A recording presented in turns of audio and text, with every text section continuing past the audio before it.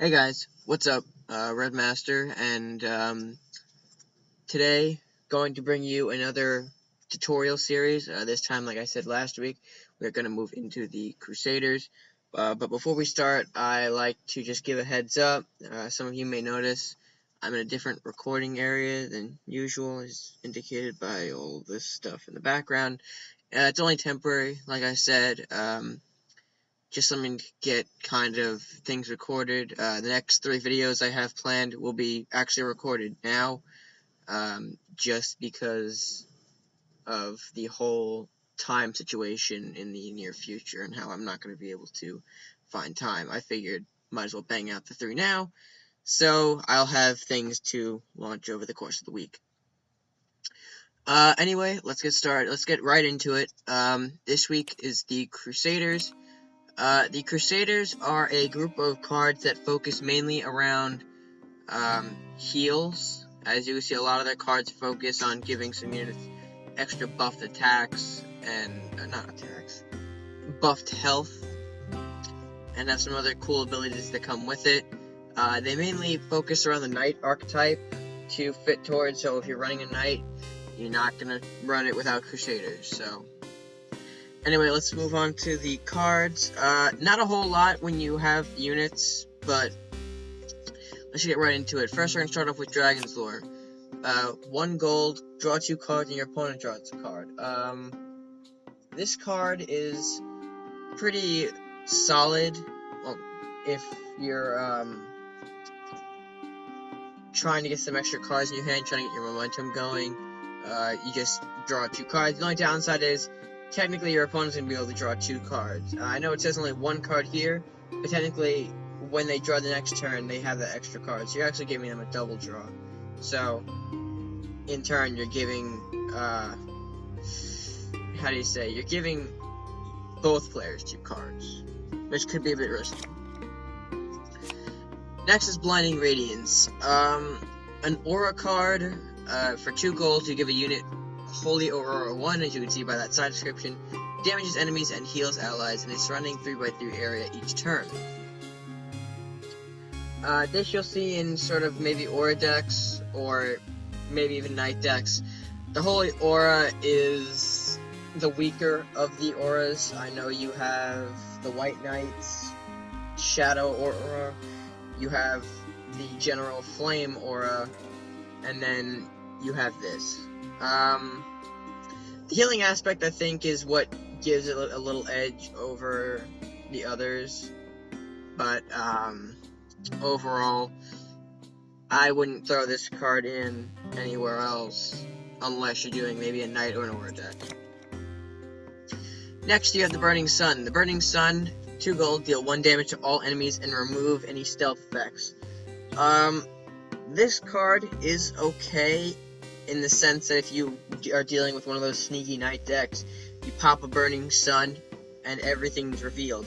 I wouldn't prioritize this in a deck, though, however, because its damage output is weak, and its ability is really for situational purposes. You know, if you have a couple enemy stealths on the board, you can go ahead and use it, but I wouldn't recommend just throwing this in any deck. Next, you have Crumbling Archive. A good card early on to place out in the field. When your turn begins, this building suffers 1 damage and you draw 1 card. So, by definition, you'll have 3 turns of extra draw. I think this is very strong in maybe searching for a combo or searching for a card you need in your deck. You'll be able to just find it using Crumbling Archive, hopefully. But you have to make sure that you keep them alive. There is a bit of a trick to Crumbling Archive. Maybe I'll go over it in a hidden combo video, maybe not. I won't describe it. If you know what it is, you can certainly post it in the comments or try it out for yourself. But I don't know how effective that is. Eternal Judgment. 2 gold. When your castle is attacked, deal 1 damage to the enemy castle.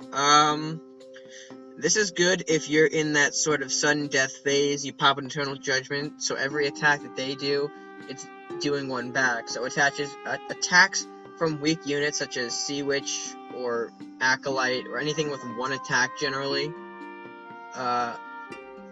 that will be reduced or more risky for them to play now that you have this card on, since you're also dealing 1 back just for them coming up and hitting your castle.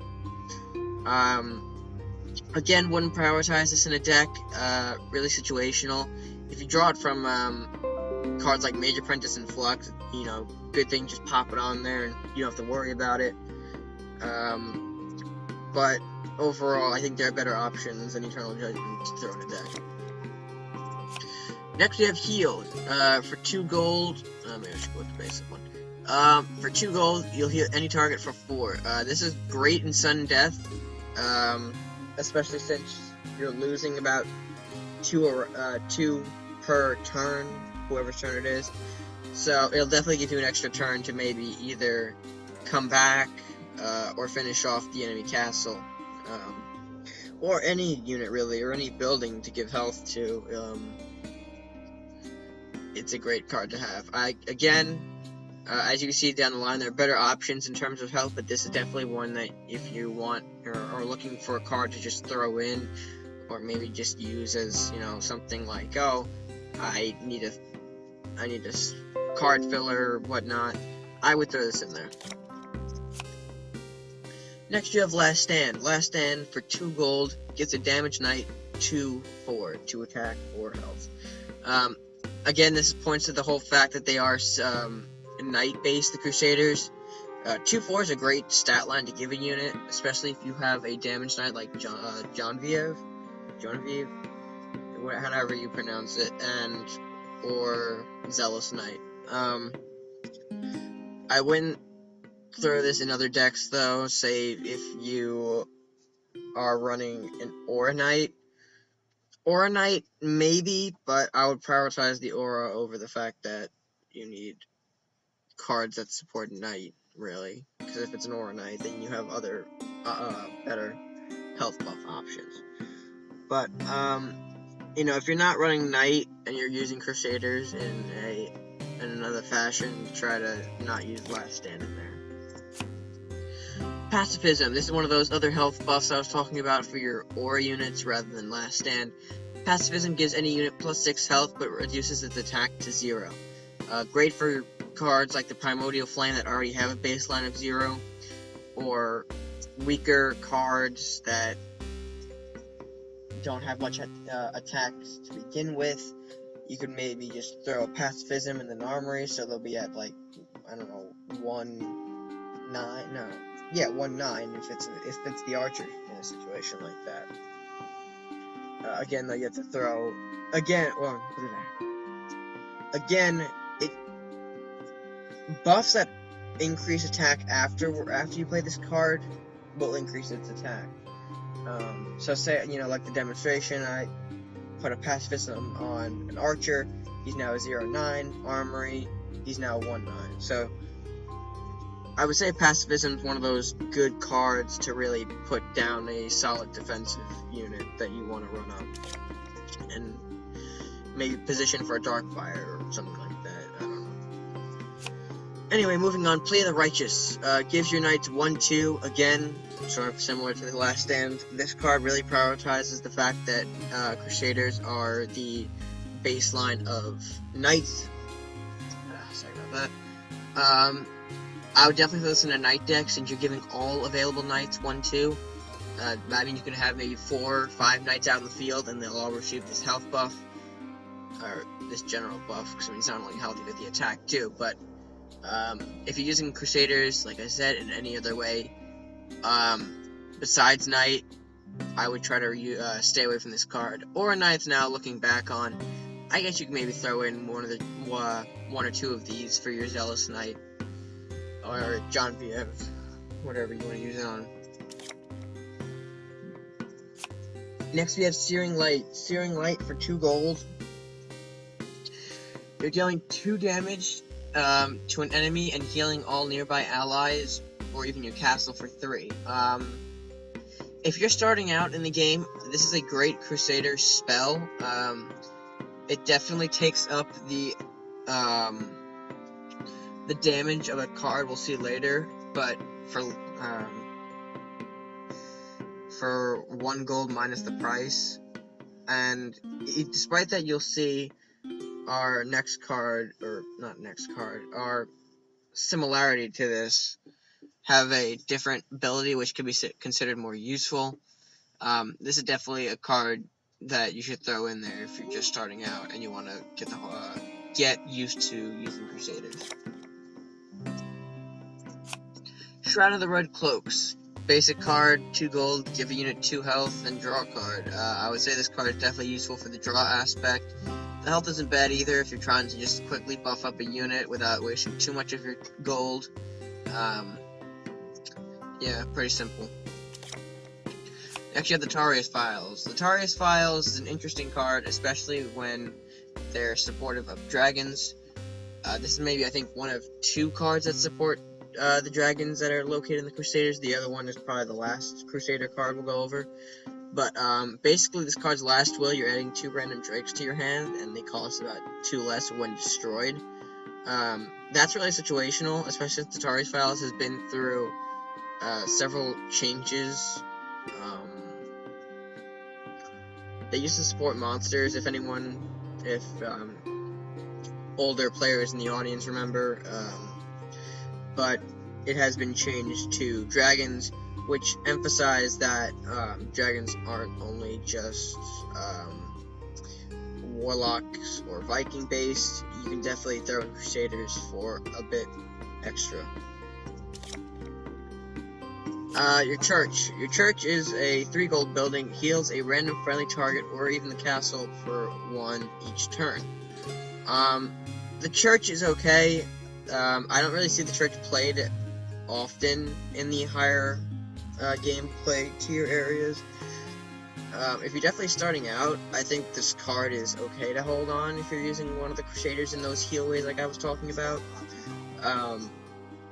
Especially since it heals your castle, it could save you out of a sudden death situation, maybe. But again, depending on how much you have out on the board, it could be healing other things, and maybe won't be in your favor. So, the heal's randomness could affect you dramatically. Divine Knowledge. For 3 gold, you draw 2 cards. Pretty simple, pretty basic. Overall, I would say this card is... I want to say very iffy.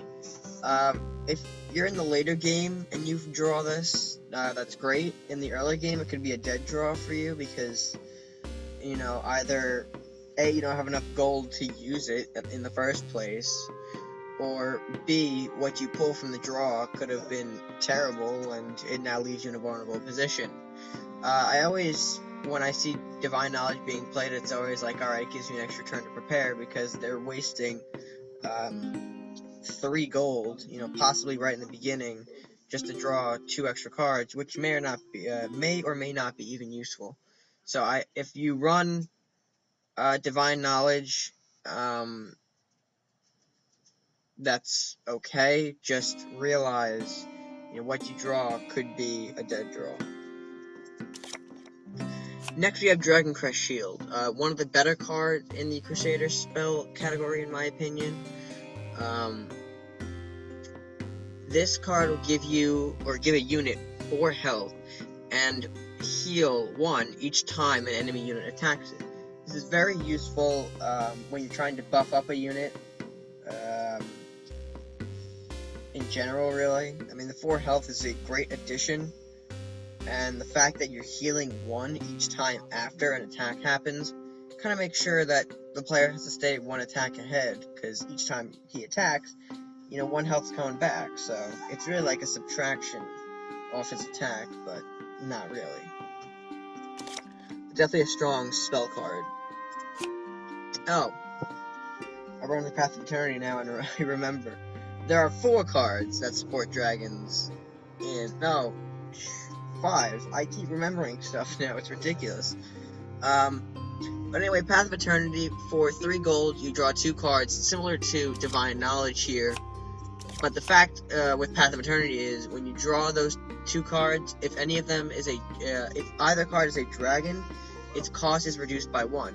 This is useful for maybe getting out an earlier drake, such as a red drake, a green drake, or maybe even a stone drake. You really shouldn't be running this, though, unless you have a dragon deck. Other cards, you know, the secondary ability is just really iffy. And again, possible dead draws can mean that you've just wasted a turn, so it's very risky if you're not running dragons with that. If you are running dragons, there is a better option down the road, but seeing as how this is a common, this is sort of like your first go-to before you step up the ladder. Next we have Reckless Knight. Reckless Knight is a card for 3 gold, 2/5 with charge. Charge is very useful in rushing towards the enemy. I would say most of the time you'll see this guy played in knights, again because he is a knight. But just because he has that charge aspect early on, with it, which a lot of cards at this point do not have, it makes it a force to look out for, especially since you have this 5 health at 3 gold. Definitely a bit dangerous.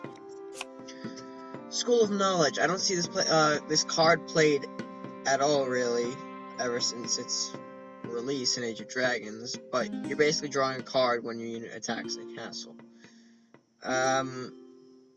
Okay, I don't really see the much use for this card unless you're trying to find a card combo in your deck and your whole deck's based off a draw. I really, though, don't see another use for this card in general, if any. But that's just my opinion. Being in the game as long as I have, I just don't really use knowledge, nor do I see it being played. Now, here's the card I was talking about that rivals your Searing Light, Swift Justice. You're dealing the same amount of damage when you're drawing a card. Some people prefer the draw over the heal. If that's your route, then this is your card. If healing is your primary goal, then you'd probably be better off with Searing Light. But the fact that this is a little bit more expensive really makes you, choose what is it really about for me. Is it about the draw or is it about the healing? Back and forth. I've seen this card used for a multitude of other things. Next you have Banners of Justice. This card, for 4 gold, you're giving knights 1 attack and 1 movement this turn only. This card used to be a bit different, sort of like this. There was a time when this card could be used for any unit, and you would have swarms of rats come at you at high speed with some decent attack power. But overall, once it was moved to only affect knights, it kind of died down in its usage.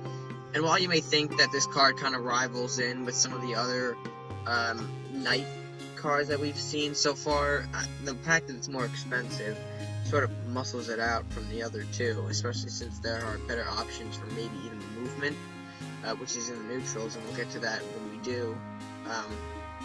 But overall, Banner of Justice isn't that strong, even when you're running a knight deck. Lore Master, for 4 gold, this handsome devil adds 2 random dragons to your hand. They could range from pretty much about anything that you can imagine, even the legendary dragons. Cards like Wotan, Rakanoth, Aeroth, cards like that. They're not reduced in cost, but they can be useful just in general for what you're running. If you're running a dragon deck, I would say definitely toss in some Lore Master. He's not that bad overall. Next we have the Verdict. For 4 gold, you're instantly destroying a damaged target. Useful when dealing with big cards like Kraxus or Kraken. Not useful when you're dealing with cards that are spell immune, like what we'll get to later on. But for 4 gold, that's a pretty big amount just to destroy a target. If you're seeing if you're seeing cards like Kraxus, it's either going to be early game, which you kind of have to take that risk and just go for it because nothing else is going to be summoned at that high, or late game where you can afford to spend the 4 gold instead of another unit just to destroy something big that's in your path. Oh boy, Deflecting Shield. If you've been on my channel in the past, you would have known that the last time we talked about this card was during the October patch, I think it was. Deflecting Shield was another card that wasn't expected to get popular, but was one of those cards that when people started figuring out what they could do with it, it started to take off. Sorry, I'm just itching. This card basically gives a friendly unit immunity. Immunity, as you can see, defined by the little box to the side. Immunity is an ability that cannot, when a unit has immunity, I should say, it cannot be the target of enemy spells or attacks, and all damage taken is reduced to 0. A very interesting card, none the least. It's been known to really be a pain in the ass when you're playing aura decks. People play an aura unit, buff it up, and then toss a Deflecting Shield on it. That way, by then, it's sitting at your base, you know, it's got maybe a good stack of 11 or 9 health, and it's just popping out the aura damage, and you can't destroy it because the immunity is right on you. So definitely a card that needs a bit more consideration.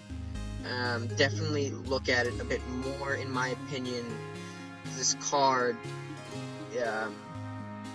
and you know, really, I say this, but I don't really see aura decks much around anymore.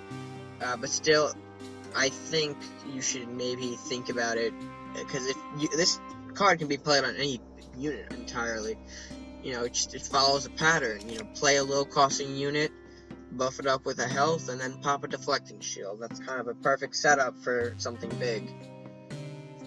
So, yeah, look more into that. But anyway, let's move on to Luminaries. For 5 gold, you're choosing a friendly knight. So again, going back to the whole knights are based off Crusaders thing. When you choose a friendly knight, you're dealing 4 damage to enemies in a 5x5 area. So cards like Special Delivery and Rakanoth, that whole range, you know, that 5x5 range that they do, yeah, now you're getting it in the Crusaders for 5 gold. Granted, Special Delivery is also around that same cost range, and does do a lower damage, but, you know, when you see a Luminaries popped, it's pretty, you know, they aim to take down buildings, they aim to take down, you know, low units, they aim to do a bit of clearing when they play Luminaries, so always be careful of that. I think very strong card. Next, you have Zealous Knight. For 5 gold, this handsome devil does, you know, he basically just has Aura 1 at 3/7. Now, this is the knight this is the only unit that has Holy Aura. If you're playing a knight, it's definitely a strong unit to play, because, you know, it's 3/7. The baseline, you can definitely get some health on that, maybe some other aura buffs, then, you know, you're set to go. I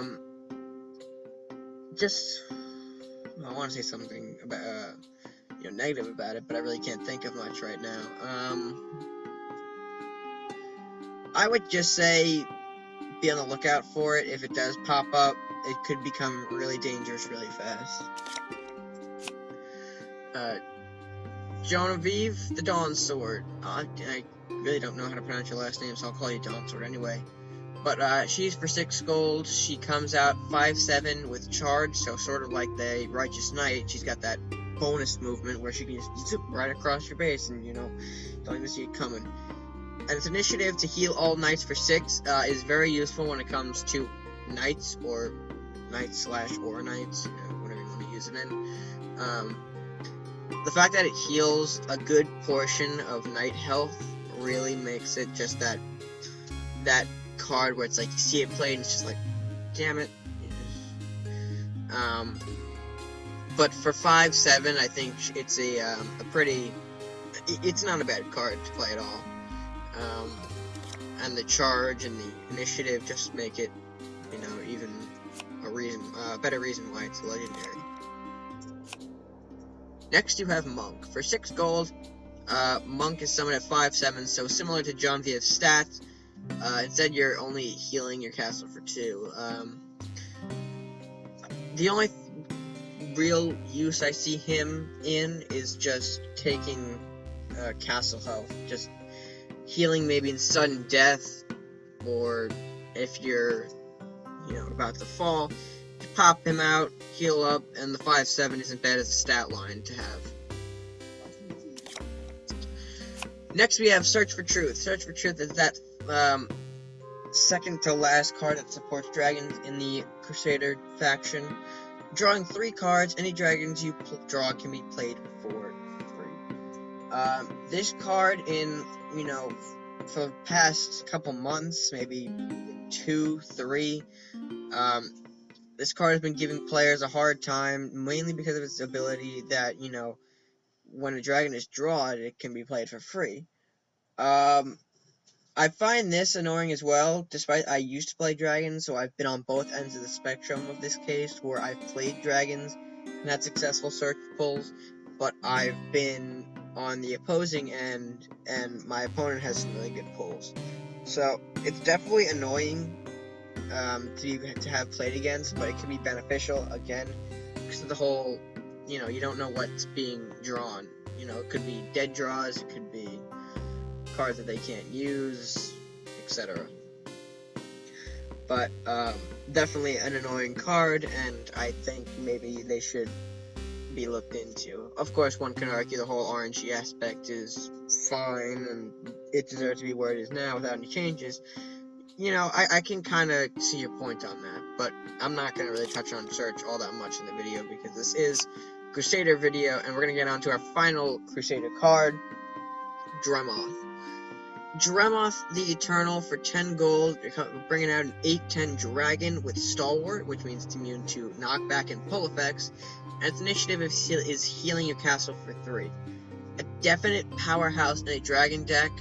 If you're playing dragons in general, the reason people choose Crusaders is to throw this big dude in there. He's definitely scary to battle against, and the fact that his Stalwart makes him immune to some wind mage shenanigans, it only enforces that this is a tough-ass dragon to play against. And I think he's just very strong in general.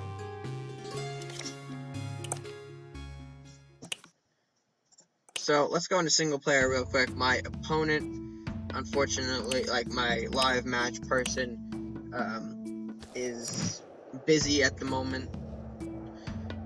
He is unavailable to play some matches with me, so we're just gonna go. Actually, I'm gonna just surrender this match. I really wasn't thinking. I should probably verse Crusader to demonstrate the whole Crusader thing. I apologize for that. Let's switch out the swordsman here, because... Okay. So here's what I was saying. Here's the Divine Knowledge. It's an okay card. Especially in my situation, I might be needing it very soon.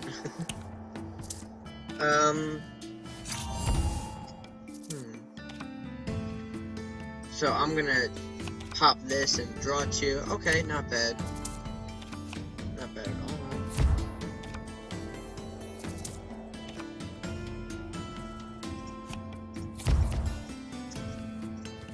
Now, I am using the starter deck here, but guys, if you do want me to build my own Crusader deck to really illustrate the fact of a Crusader deck, be sure to tell me in the comments below. I'll try to come up with one. I'm not going to do one for the Pirate server since I am recording it right after this, and I'm not going to be able to have enough time to coordinate a Pirate deck.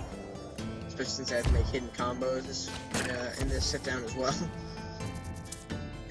But if you guys are, willing, or if you guys do want to see maybe another, a different deck in general that's not starters, make sure to tell me in the comments below, and I'll work on one for neutral, warlock, and ninja. So he throws that church down, so his unit's going to get random healing, as you can see. What's it going to heal? It's going to heal that Guardian. Okay. We're just going to make an effective clear at this point, while also summoning in a bigger unit like the Windfall Griffin. I don't see Windfall Griffin really played much. I think it's a good card. Good looking card, if anything.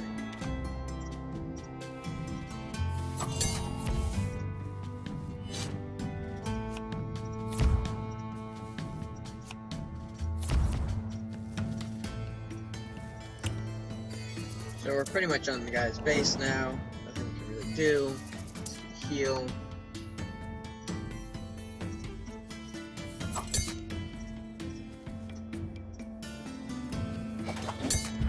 Yeah, maybe that wasn't smart. Oh well. Just want to get rid of the heal there. As you see, I can't use Swift Justice on any friendlies or the castle because, you know, can't deal damage to castles with these spells, now can you? So apparently his draw didn't turn out very well. That's going to end the game here then. And down goes the castle. Alright. So that was basically the Crusader faction in a nutshell. If you enjoyed, please be sure to like, maybe share it with a friend, and even comment. You know, I do read all the comments in the videos, and I try to respond to as much as I can. What else do I have to say?